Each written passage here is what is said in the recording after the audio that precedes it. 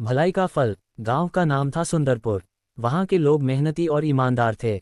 गांव के किनारे एक पुराना पीपल का पेड़ था जिसके नीचे एक गरीब बूढ़ा किसान रामलाल हर रोज बैठता था। वह बहुत दयालु था और हमेशा दूसरों की मदद करने के लिए तैयार रहता था।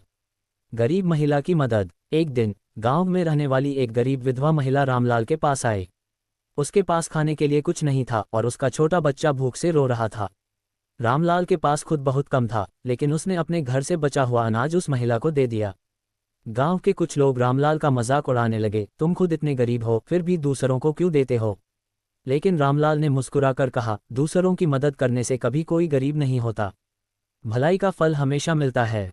अचानक मिली खुशखबरी। कुछ दिनों बाद रामलाल को गांव के जमींदार के खेत पर काम करने का मौका मिला। उसने पूरी ईमानदारी से काम किया। जमींदार उसकी मेहनत और नेकदिल स्वभाव से बहुत प्रभावित हुआ और उसे एक छोटा खेत उपहार में दे दिया। अब रामलाल के पास खुद की जमीन थी। उसने मेहनत से खेती की और उसका जीवन बेहतर हो गया। उसने वही सीख गांव के लोगों को भी दी, सच्चाई और भलाई का फल हमेशा मीठा होता है। कहानी से सीख। दूसरों की मदद करने से हमारी जिंदगी बेहतर होती है। ईमानदारी और मेहनत का फल हमेशा अच्छा होता है। भलाई करने से कभी नुकसान नहीं होता, बल्कि उसका अच्छा परिणाम जरूर मिलता है।